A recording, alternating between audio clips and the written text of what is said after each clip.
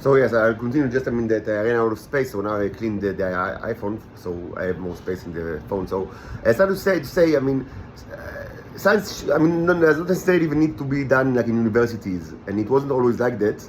And it's starting like in the last couple of years to actually get out of the universities, especially in the realms of computer science,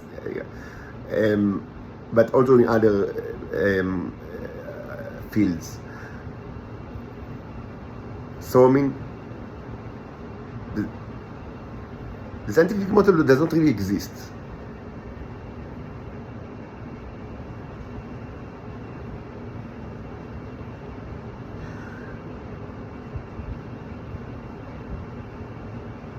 Of course, there are like proper ways to get information or to gather information, and there are less proper way. And much of the foundation of science in the way that we understand it is about communication, and about the fact that it's peer reviewed, that people are judging each other's work. But even that is not new at all. It's kind of it's incredibly important. It's actually, I would say, the defining characteristics of science, but nothing about it is new in itself, as an ID, at least as an ID.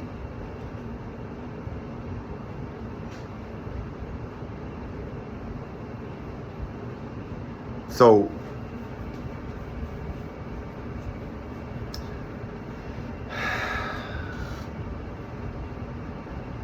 science.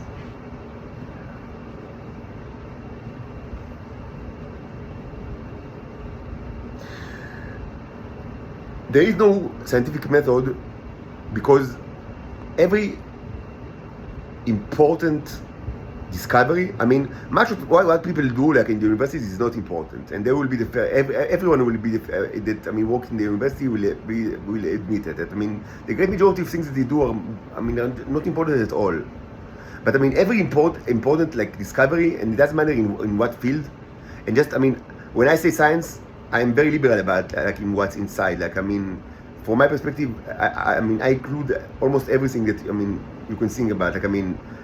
Not, of course, not things like Scientology, but the social sciences, the humanities, natural sciences, mathematics. Everything is, for me, it's all science. Philosophy, theology. I'm very liberal in my understanding of a term, and every important discovery in any such a field is something that you cannot prescribe how to do it, because if you could give an algorithm of how could a specific discovery could be discovered or a group of discoveries, then in essence you already discovered it.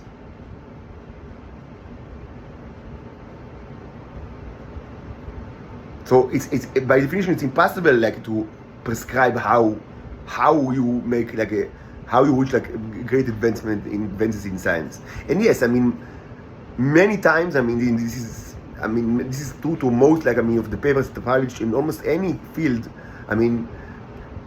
Yes, you can probably prescribe how to write a paper on almost any field. Most certainly in medical sciences, that the great majority of publications are following a very specific form, and kind of, so you can and that's what people that's what a veteran professors are doing when they guide younger scholars. They give, many times they give them also prescriptions, but you cannot get a big advancement from such thing, and this is obvious.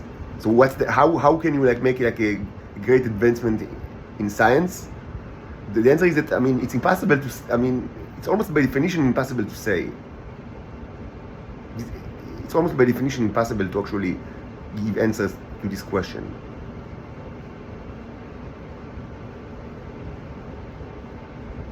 So what actually happens is that the scientists mostly, he already have kind of a theory which is groundbreaking, that he clings to it, and then he tries to prove it, but I mean, it's like a famous example of this was I mean. I mean, I think the treatment of Galileo by Alexandre Koyré, philosopher of science. I mean, so I mean, it's not that Galileo just presumably he received a kind of the scientific method, an algorithm of how to do science, and presumably received it from an angel in the prophecy, because presumably it wasn't known before. And then he conducted an experiment, following this algorithm, and then he established the one of the things that he done all sort of stuff with the telescopy, but for example, another example that he established that that gravity accelerates objects of different masses in the same rate, with disregard to the mass. It can be affected by the shape and the resistance, of course, to the air, but the mass does not affect the acceleration, which wasn't something that people, even though there are all sorts of experiments that can easily establish that, but it wasn't a known fact before Galileo. But so Korea describes how it's impossible that it actually happened like that, and that most certainly Galileo already thought about it. It was kind of it was a theory that he was in favor of the theory, and then he thought about experiments of how to actually prove it. And many think, not only Korea, that perhaps even he didn't even conduct these experiments. Maybe even Galileo didn't conduct any experiment regarding this specific issue of acceleration. What he done is he supported this theory, and he imagined he wrote a theoretical way to how can this be proved, but he didn't even bother to actually do it. Just to say that there is no really scientific method.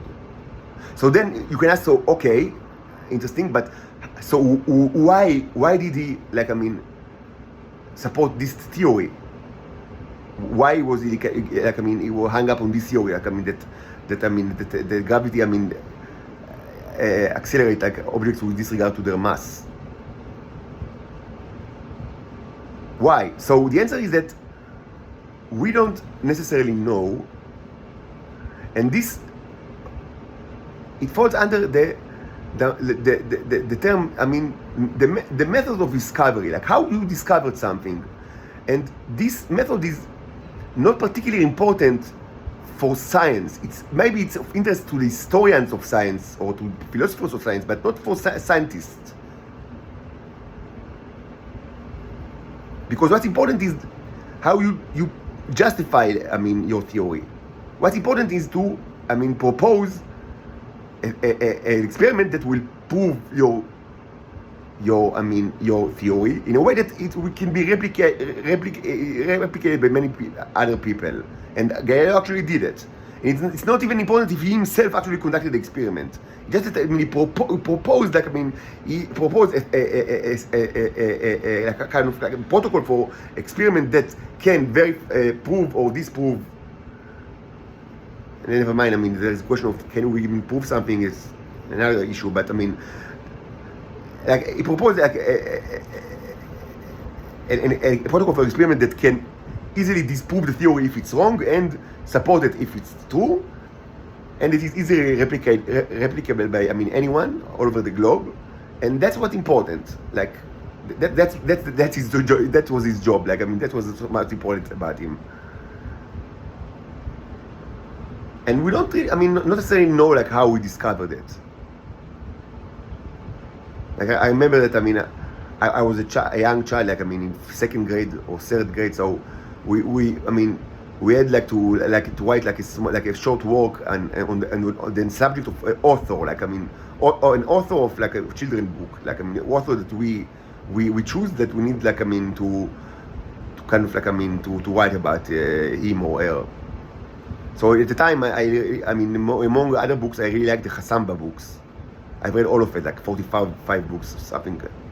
Chasamba. Tragically, it's kind of like, I mean, it's I don't know if intentionally or not, it's a good biography of the state of Israel, and it's an excellent introduction to the nature of the intelligence services of this of the earth. I mean to say of Israel, not only Israel, but certainly of Israel. I mean, tragically, they are just like that. I mean, but let's not get into it. Anyway, the author was Yigal Mosinzon. He died since the time, but during this time he was still alive. So I just called him. I just searched for him, like, and there was, like, I mean, phone, like, dictionary, the Peizav or whatever, like, I mean, big books, like, I mean, with phones of everyone in Israel. I don't know if it still exists today. So I just searched for, like, Mosinzon Yigal, and then I called him, and, like, one evening. So and so his son, actually, I remember that answered. Later he became a basketball player. Anyway, so I asked him, like, I want to speak with Yigal, like, so he just, I mean, after a couple of minutes, just, I mean, he answered the phone, and I asked him lots of questions, and he patiently answered me, and I've written the answers, and this was, like, I mean, I submitted this, like, short interview to the teacher.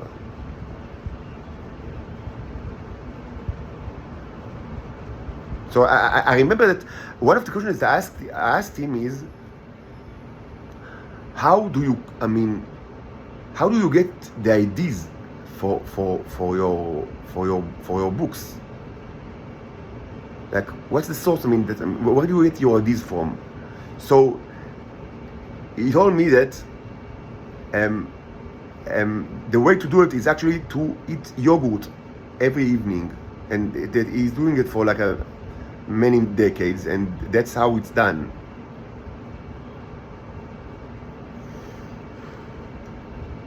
I don't know why I recall this story now.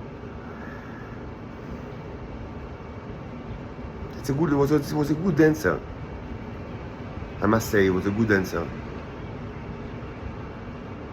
Probably that's how you come with the idea or the ideas.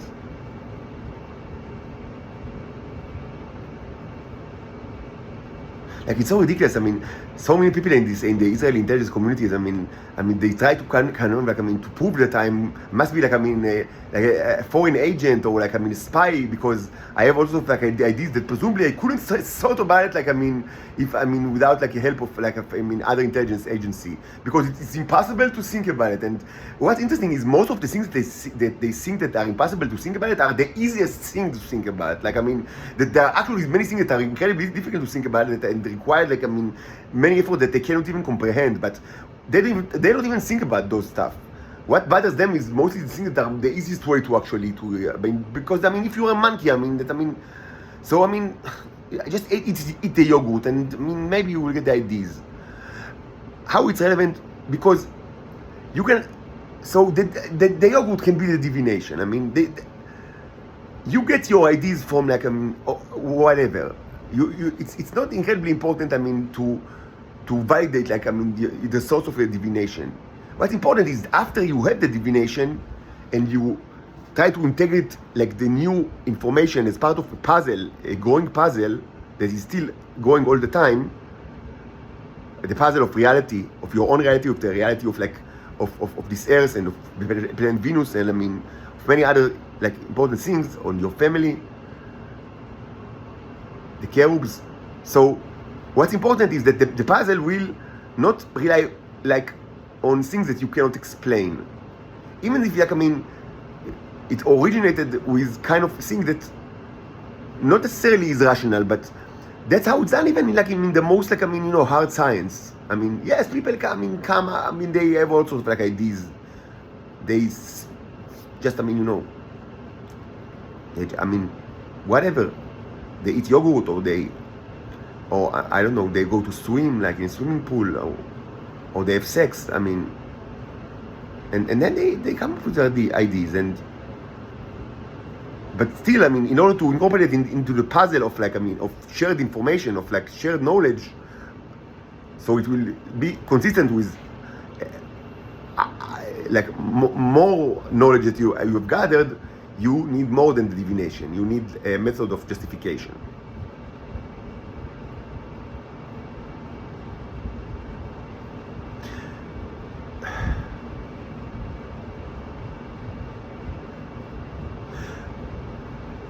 We started, I mean, with the discussion of the umbrella. So I had strong divinations and also evidence after the divination that this is actually correct. Then this is true.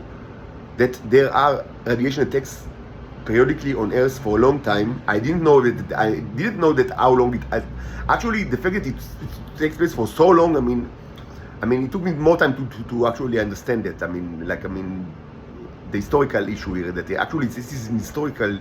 It predates even my predecessor. Maybe it's 100 years old or 80 years at least. That the meat grinder is watching the Earth and doing all sort of stuff. To mitigate the evil deeds. Of the people of the Earth. I would assume that it's something at least 100 years that it's already there. Of course, 100 years are nothing for such entities, as you might understand. It's kind of what's 100 years for such an entity? Nothing. But again, the new, the new aspect of the phenomenon is now that there is more than one. I don't know how many can you see now, but there will be more and more. It's the assembly of a fleet. And again, the fact that you can watch, those of you that have right telescope, that you can actually watch the fleet assembles, is, again, I would say it's important to say that from your perspective it's good news, because it's a show, and it's a show that is done for you as the audience. They do a show for you to watch and to get to calculate your own to recalculate your path, of how you behave and what should you do or not do. Of course, it's best that you have done that you've chosen the correct path long ago without these meat grinders. And some might say that it's much better than that. You would corrected your ways. Following my inputs, because I'm a representative of the civilization and not the show. Of the meat grinders, like the nutcracker show. One would. I would humbly suggest that it's much better. To listen to my words than to see the show, because this is kind of a show that if you watch it, you're already 90% in or 99% in you've done 99% of the way to hell. You don't want to watch this show, and you don't even want to know about the existence of these entities. They are not they are not going to land on Earth and a door will open and a smiley alien will actually get out and will be very cool with you and will speak to you with great respect, and not like me, that I always shout and and curse you and say and call you by names, and so maybe you think, okay, now they will land on Earth, and so maybe another representative which is much nicer than this kind of rude robot that they sent us. So let's forget about this rude robot. Put him in this cell that where they placed me, or in this junk hole. But actually, the real junk hole is not this place, but the state of Israel. But anyway, maybe you think, okay, so let's hopefully, they will now land and the door will open, and a much nicer representative will get out of this door. That it will be very much nicer to speak with him than with me. So if anyone think, I mean, I wouldn't be surprised like if people think about it, because I mean I'm not surprised anymore about like stupidity of people, of humans. I'm past like, I mean, the time that I was surprised, like, I mean, of how stupid people are.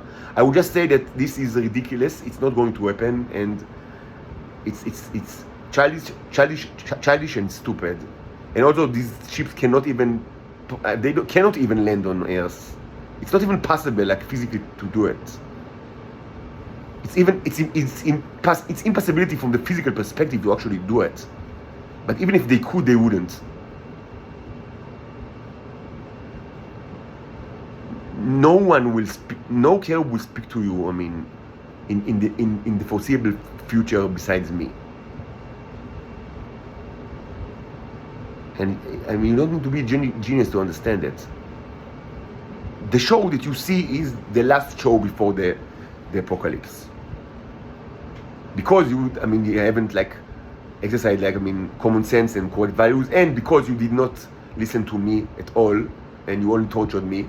So you are now at the last step, and the cherubs want to give you, like, I mean, one last chance, I mean, to change course, so at least part of the apocalypse will be avoided. Because not, I mean, in any case, humanity is, I mean, will confront horrible, I mean, a series of catastrophes that are on the way, and it will happen in any case. But you are now at the stage, I mean, where, I mean, it's either, like, I mean, a series of catastrophes with many survivors, or complete destruction of humankind and return to, I mean, to Paleolithic like existence. And this show is the last, I mean, the last step, like, I mean, the last step where you can actually say, okay, we prefer, like, I mean, the minor apocalypse to the complete apocalypse. So that's the purpose of this show, to give you one more, I mean, opportunity to change. That's the purpose of the show. And you can understand it just by logical thought. You don't need me to say it. Like, I mean, you don't need me to even prove it, because you can. This is, like, I mean, it can be understood, like, I mean, logically. They don't need to assemble like I mean, in order to get into, like, battle positions, because they are already in battle positions like 100 years ago. It doesn't matter if it's 1 or 10 of these. It's of no significance at all. They are designed to participate in wars that, like, I mean, beyond, like, anything that you've ever seen, like, in video games or in cinema. Like, I mean, you don't even want to think about it. Like, I mean, it's something that you should. It's better not even to think about it. In that context, I mean, the Earth is nothing. It's just nothing at all. It doesn't matter if it's 1 or 10 or 20. I mean, they don't need to get into battle positions, because they are already in battle positions 100 years ago. They are in battle positions since 100 years ago. So what they do is not, the purpose is not, like, I mean, presumably, I mean, that they need time, like, I mean, to get into position. What they do is a show that was meant for the people that actually watch it.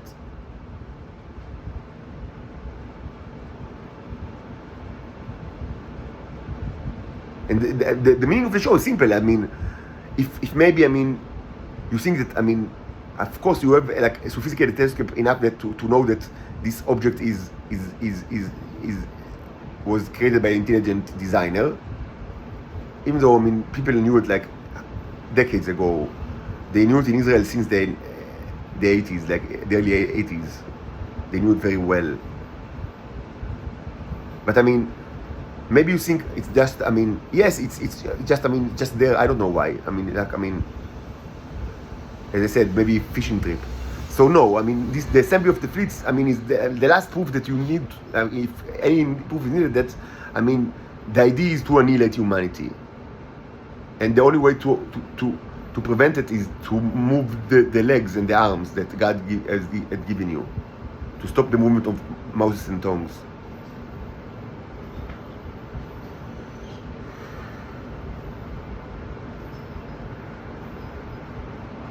So regarding this, the radiation and my, like, I mean, the umbrella that I supply, this is just fact. It's, I mean, it sounds ridiculous, but it's, you should understand that this is fact.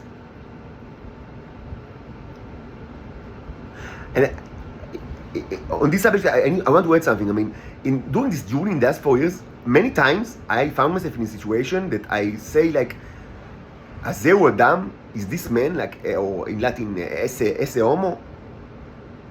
Famously, I mean, from the, it's a famous, like, I mean, citation from the New Testament. Azeu Adam, is this, it has all sort of, like, I mean, translations,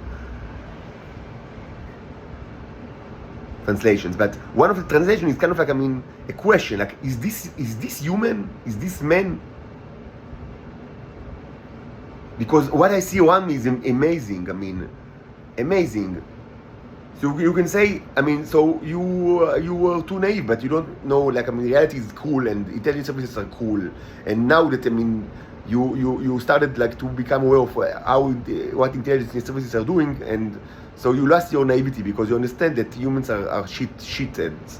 But this is not entirely, I mean, it's not accurate, because if people, like, always, like, acted like the thing that I see that how Israelis are acting, I mean, humanity cannot, like, I mean, develop, like, to its current technological and, like, I mean, material,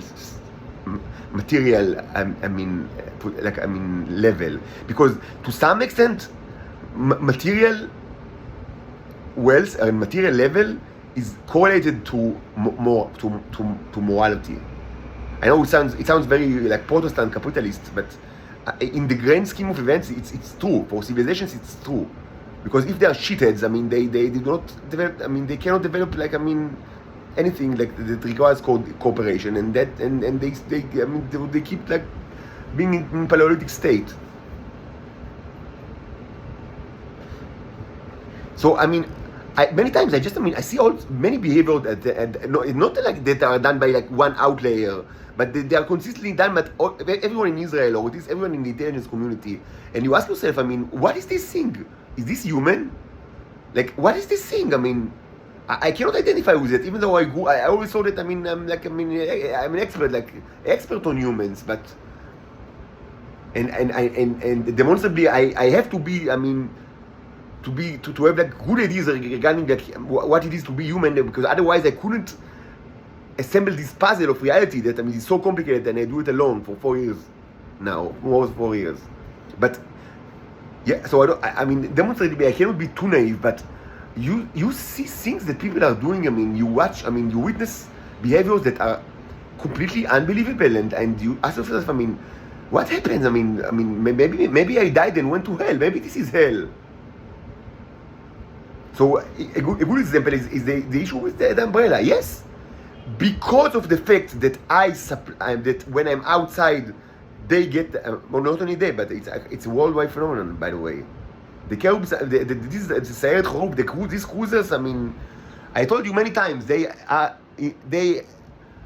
tried to I mean, I spent, like, I mean, it was documented in Facebook, I think, and also Twitter. I mean, I made, like, dozens of flags in all sorts of, like, designs, and, like, acrylic and oil, and, like, upside down, and all sorts of, like, I mean, variations, and black and white and color. I mean, I was, like, an expert in flags, like, in one of, like, the stages of my work as an artist, and much of it was I was trying to establish, like, I mean, the symbol, like, a part of the symbolic language which will be centered around flags. Of course, to signify, I mean, the difference between, presumably the difference between different nations, like, I mean, in Earth. So I spent a lot of time on it, and I still have many of these flags and much of the documentation, but this effort was completely, I mean, futile. I mean, I couldn't establish any kind of, like, I mean, understanding with the Caribs regarding the flags. Even though I have in other subjects I've made a great progress, but not in this. I mean, either that they do not understand the flags at all, and nothing, like, any kind of, like, I mean, of like construction of, like, or I mean, order order of flags that I showed, they don't understand it at all, or in several cases they interpret it as like in a mimetic or pseudo mimetic way, which means, for example, I mean, like the flag of Brazil, I mean, they interpret it as like, I mean, the planet Saturn, because it's kind of like, I mean, it can be argued that, I mean, it's somewhat mimetic representation of the planet, or I mean the flag of the United States, I mean, they interpret it as kind of like, I mean, instructions regarding, I mean, different types of radiation that presumably should be used. Yeah, I mean, that's a fact. I mean, just, I mean, so that's the best they can do with flags, is to think like how it's kind of like, I mean, it's kind of like a mimics reality. I mean, it's a kind of a representation of reality that, I mean, that of course the planet Saturn doesn't look exactly like the flag of Brazil, but I mean somehow like that. So that's the best they can do with flags. They don't care about flags at all.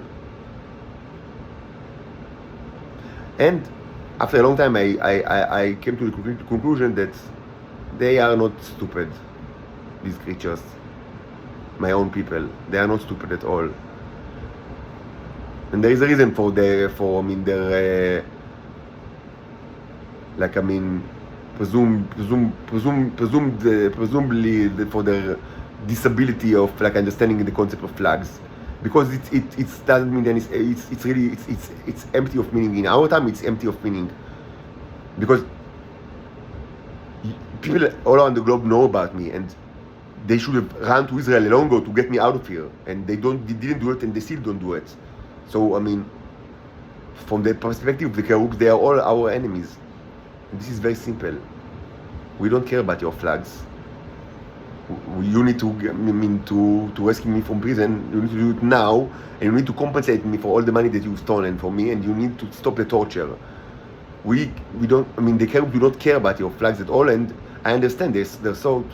I still like. As I said many times, I want to move to China, to Hong Kong, and the reason for that was described in series of posts in Twitter from like more than a year ago, and I don't want to get it. It's not of incredible importance right now. There are reasons for it, and it was following like all sorts of like discussions that I've had like recorded, like I mean discussions with myself that I recorded in Evernote and in Twitter, and I've reached the conclusion that that I stand by it. I mean, up to now, that I want to raise my daughters in Hong Kong, in China, and there are good reasons for that. But it's not, and this is documented, but it's not of importance right now.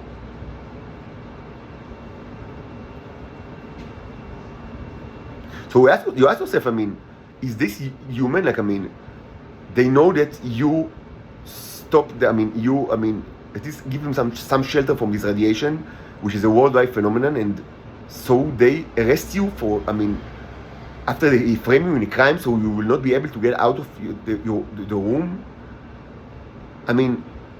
Because they don't want you to be able to control, the umbrella. They want to be able to control it by manipulating you to get out of the room, in the apartment, whatever they want and not whatever you want. And this is reality. This is reality for a long time now. And you ask yourself, is this human? I grew up as a human, and lived 35 or 35 years, 36 years as a human, and I do not recall such things, but they must have been there, because Israel was corrupted, well before I was even born. Another example for a situation when you ask yourself, is this human, Azeu Adam, Ese Homo, is kind of like, what's going on today and yesterday, like in this apartment, obviously everyone in this apartment, at least in this story, is kind of like it's part of the cell of the Shabak, and they all have the objective that everyone of the Shabak the same objective is always, at least in the last 7 or 8 years, which means that to make me do insane stuff so they can like hospitalize me in mental institutions, so they will be able to get my bodily fluids for me like a farm animal, and presumably I will be there like forever, tortured and crucified like forever without the ability to get out, and without no one, and everybody that I know outside are part of the intelligence community, because that's how my life was planned by the Shabak. So they all will presumably just get like the order to forget that they ever existed, and they will be deleted from memory, like in a very Orwellian way, and I will be people will actually like eat limbs from me, and I will heal, because I have like a very high healing ability, like some kind of like a Wolverine, not that quick, but something like that. So and this is hell. It's kind of like it's much worse than any kind of crucifixion that you can think about.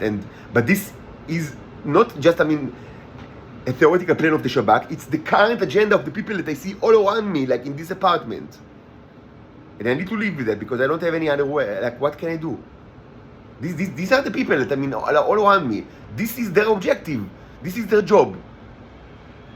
To facilitate, the conditions so I will be hospitalized in a mental institution without the ability to get out, so they will crucify me forever, without me, with me being unable to die and unable to live, to be zombie forever and crucified and chained.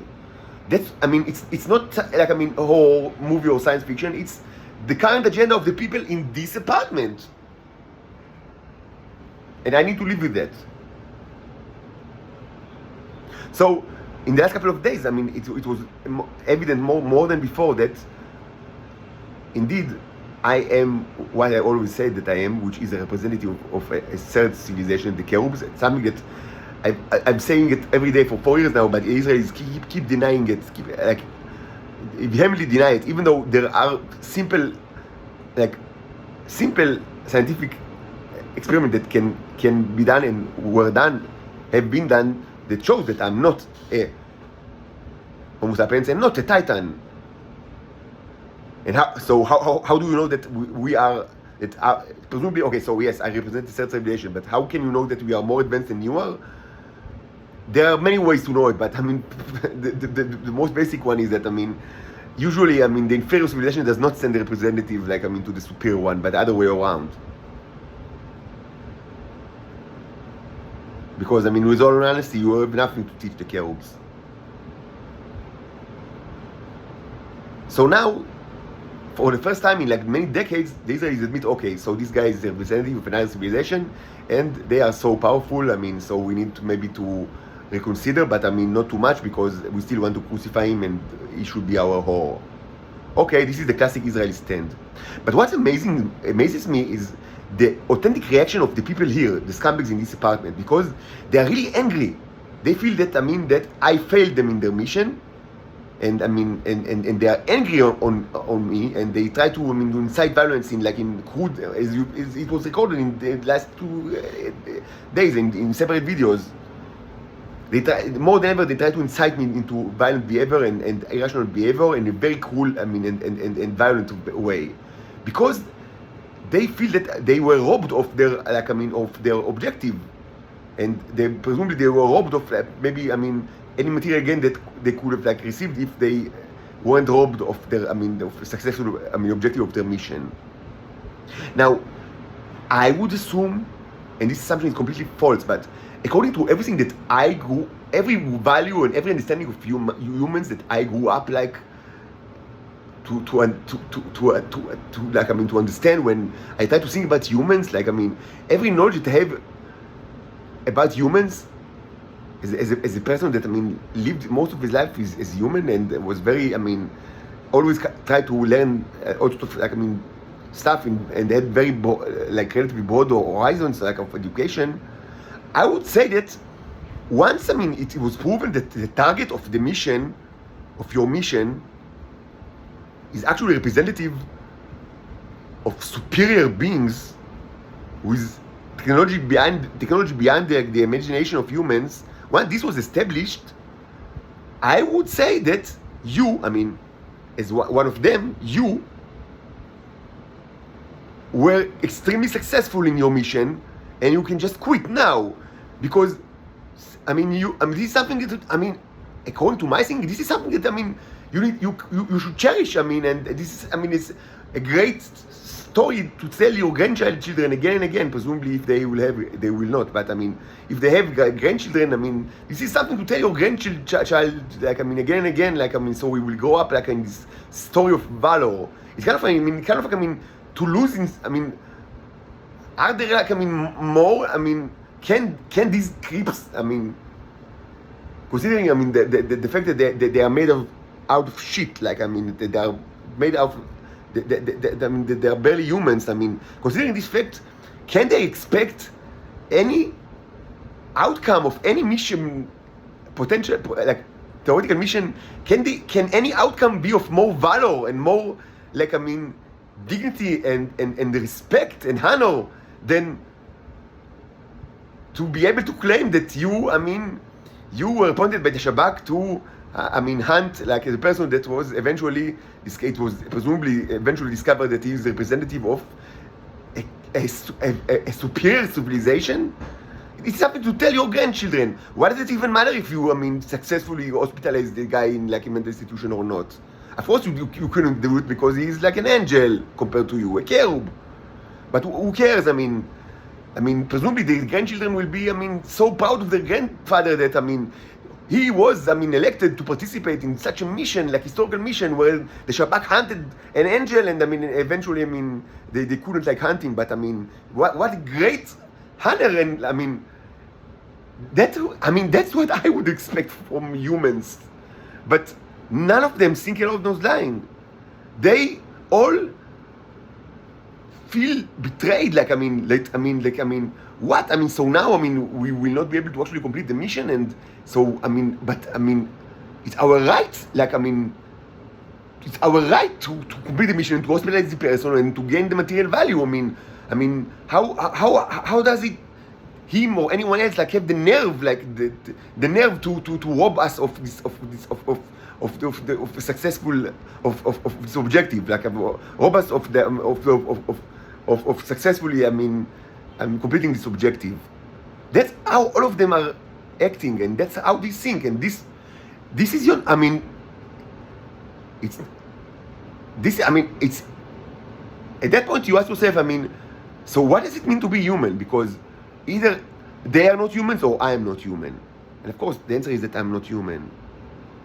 Because actually to be human is not what yes, it's actually, I had serious misconceptions about humanity, and it actually, even after years of discoveries of amazingly cruel and disgusting things that they've done, not in the far past but in the distant past, but actually right now they still do it. Even after years of disillusion of understanding that these creatures are not what they thought they are. Even after all these years, when I see such behavior, I kind of I don't understand what I don't understand how did I grow up in this world, because these creatures are I have no way to identify with such creatures. They are robots, super robots, zombies. I have nothing to say to such people. Nothing at all, and they are not special. This is the way that this is the material that the Israeli intelligence and the security sector, when they are huge, are made of. And probably, if we want to be realistic, probably true to all over the world. Homo sapiens is a disgusting species, and even after all those years of witnessing cruelties and beyond any imagination, even after all these years, it still hits me in a very surprising way that that yes, this is human, and it's not what you it's entirely alien to what you thought when you thought about humans throughout your life since childhood and up until adulthood.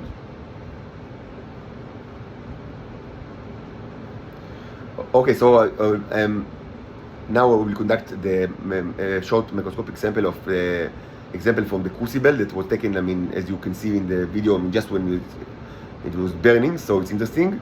And hopefully I will have enough energy after that to continue with the fairy tale, even though as you understand, I'm very tired and very sad, very, very sad. I mean, I even cried like earlier today, and I do not cry a lot because, I mean, I just try not to, but many times I feel the need to cry, and today I just cried because this is disgusting world. I mean, Earth is disgusting and humanity is disgusting, and this is reality. It's not just, I mean, the word of like, I mean, kind of like, I mean, a crazy or overly severe prophet, like, I mean, you know, Eliyahu Navi, like, I mean, kind of like, I mean, an overly zealot prophet. No, this is a realistic assessment of humans. They are scumbags and they are disgusting. So I even cried earlier today, but nevertheless, I'll try to finish this story because I mean, it's a fairy tale. I mean, so I mean, it shouldn't require too much, like, I mean, of me, because I already, like, I mean, I take you the fairy tale, so I just need to find the energy to just, I mean, you know, to create another video after the next one, which will be a microscopic examination.